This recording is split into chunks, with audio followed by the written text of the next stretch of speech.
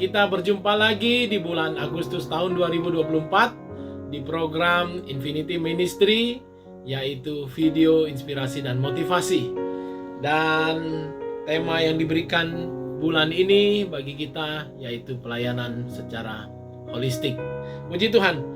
Sebelum saya akan berbicara lebih jauh lagi tentang pelayanan holistik, saya ingin membaca ayat yang terambil di dalam Injil Matius. Saya akan bacakan Matius pasalnya yang ke-9 ayat 25, ayat 35 maksud saya. Perikopnya belas kasihan Yesus terhadap orang banyak. Ayat 35 saya mulai. Demikianlah Yesus berkeliling ke semua kota dan desa. Ia mengajar dalam rumah-rumah ibadat dan memberitakan Injil kerajaan surga, serta melenyapkan segala penyakit dan kelemahan. Melihat orang banyak itu, tergeraklah hati Yesus oleh belas kasihan kepada mereka, karena mereka lelah dan terlantar seperti domba yang tidak bergembala. Puji Tuhan, saudara. Dari ayat-ayat yang baru saja saya bacakan, kita mengambil ada sebuah teladan yang luar biasa yang dilakukan oleh Tuhan Yesus ketika masa pelayanannya di muka bumi ini selama kurang lebih 3,5 tahun, ya. Di mana pada saat itu dalam pelayanannya Tuhan Yesus tidak hanya melayani orang-orang secara rohani saja seperti mungkin yang selama ini kita lakukan. Memang tentu pelayanan yang terutama adalah pelayanan rohani karena itu menyangkut keselamatan jiwa kita, saudara ya. Tapi kalau kita lihat Tuhan Yesus dalam teladannya yang diberikan kepada kita, Tuhan Yesus mengambil pelayanan tidak hanya secara rohani, tapi mengambil pelayanan secara menyeluruh, ya.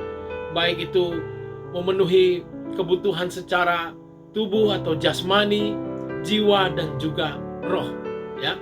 Kita lihat ketika Tuhan Yesus tidak hanya mengajar dan berkhotbah, tapi Tuhan Yesus juga memberikan kesembuhan, melakukan mujizat-mujizat. Ya, saya percaya banyak sekali orang-orang yang disembuhkan. Tidak hanya penyakit secara tubuh saja, tapi orang-orang yang mengalami gangguan jiwa, orang-orang yang kerasukan juga mengalami kesembuhan dalam pelayanan Tuhan Yesus. Ya, tapi kalau kita lihat dari ayat tadi yang kita baca, saya akan ulangi. Di ayat 35-36 dikatakan, melihat orang banyak itu, tergeraklah hati Yesus oleh belas kasihan kepada mereka, karena mereka lelah dan terlantar seperti domba yang tidak bergembala, ya. Jadi kemudian dikatakan Tuhan Yesus tergerak hatinya oleh belas kasihan. Dan bahkan dari referensi-referensi yang lain kita membaca bagaimana Tuhan Yesus berusaha memenuhi kebutuhan mereka secara jasmani, ya, ini dalam hal memberi mereka makan, saudara. Nah, jadi lewat kesempatan ini saya ingin mengajak kepada kita semua, para hamba-hamba Tuhan, para gembala-gembala, dan juga bagi para jemaat Tuhan, mari kita memiliki belas kasihan seperti belas kasihan yang dimiliki oleh Yesus.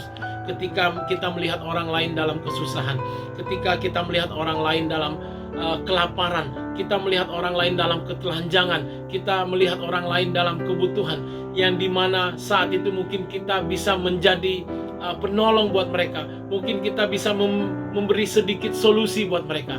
Mari, jangan kita hanya berdiam diri, jangan kita hanya pandai mungkin menyampaikan firman Tuhan, jangan mungkin kita hanya pandai berkata-kata saja, tapi kita mengambil teladan, sebuah teladan yang luar biasa yang ditinggalkan oleh Tuhan Yesus.